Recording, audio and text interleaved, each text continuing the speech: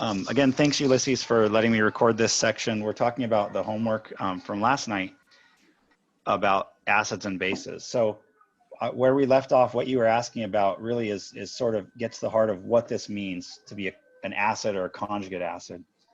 So the basic idea in an acid-base reaction, according to the Bronsted-Lowry theory, is you have an acid and a base reacting. And we're going to use some kind of shortcut symbols for those to make this sort of easy for us. The definition of what you need to be to act as an acid is have a hydrogen attached to you.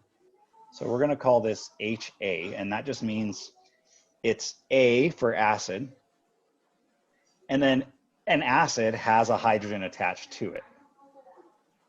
So then a base, we're just going to call it B. And in Bronsted-Lowry theory, the basic minimum requirement to be a base is you're going to need a lone pair of electrons.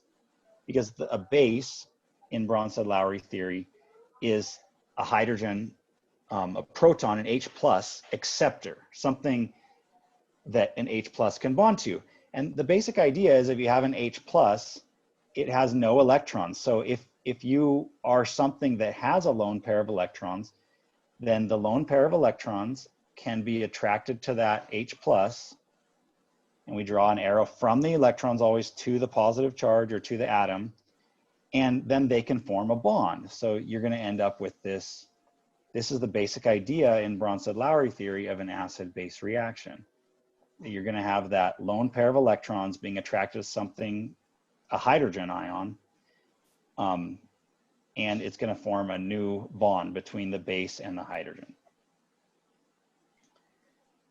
So we have that. We have over here, we have our acid, something that has an H attached to it. And we have our base, something that has a lone pair. Now they're going to do, because Bronsted-Lowry theory isn't about what you have. They have the requirements to be an acid and a base. Bronsted-Lowry is about what you do. Are you going to act as an acid? And to act as an acid, you have to give your H away. So we're going to draw the HA acting as an acid. It's going to give its H away, and it becomes HA negative. So, and that would mean it would have a lone pair because the H plus, the H hydrogen went away without its electrons. So now our A has a lone pair of electrons left behind. And now it has a negative charge. Then the base is going to act as a base because Bronsted-Lowry theory is about what you do, not what you are.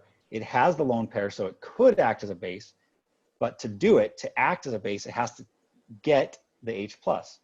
So the H plus that used to be attached to the A negative is now attached to the B. So now it's the H plus is attached to the B, and that gave it a positive charge. So just to make sure that we understand how that happened, this was kind of like an H plus attached to an A negative over here, and a B was neutral. So when the H plus joined with the base, then it made the thing together have a positive charge, and the A was left behind with its negative charge. While where the A plus, H plus was with the A to begin with, they made a neutral compound like the neutral B. Do you have any questions about that last bit there? Or anything up to now, Ulysses?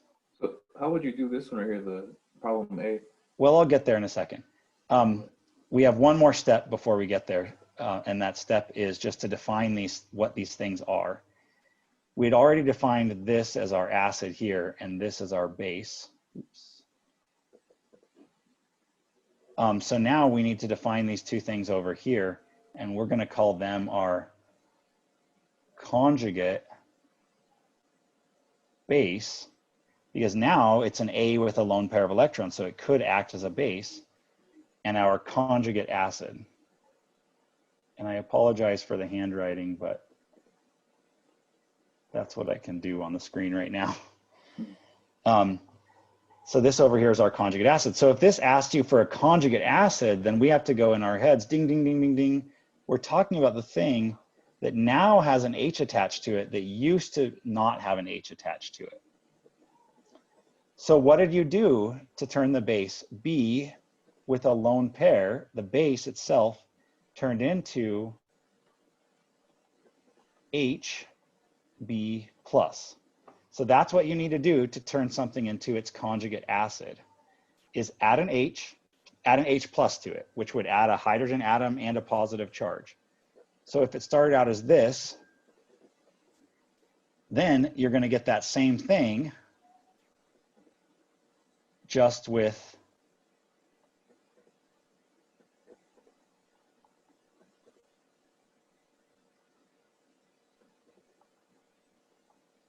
a new H attached to it.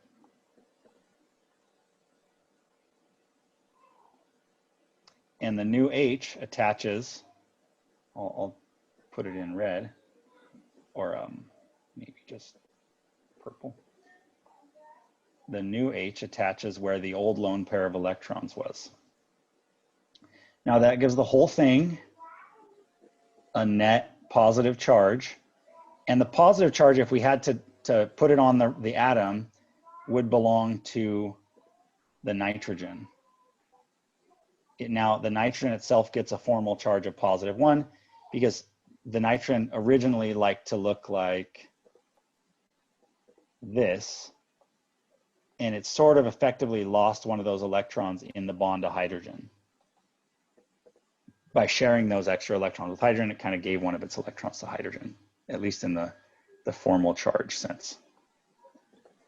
Okay. So that's the molecule that you should have drawn. Whether you put it in as a formula or drew it, it would look like this.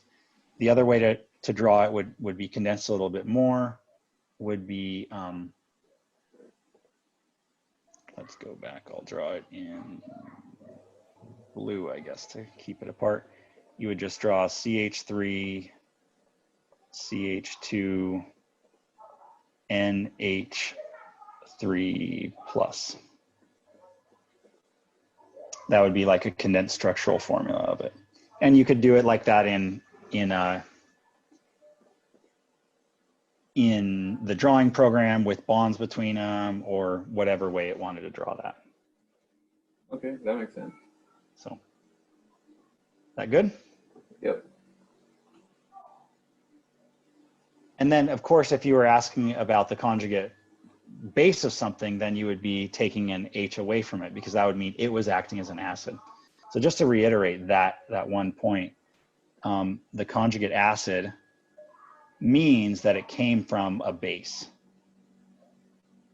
Means that the thing you're looking at is the base, and we're going to turn it into its conjugate acid.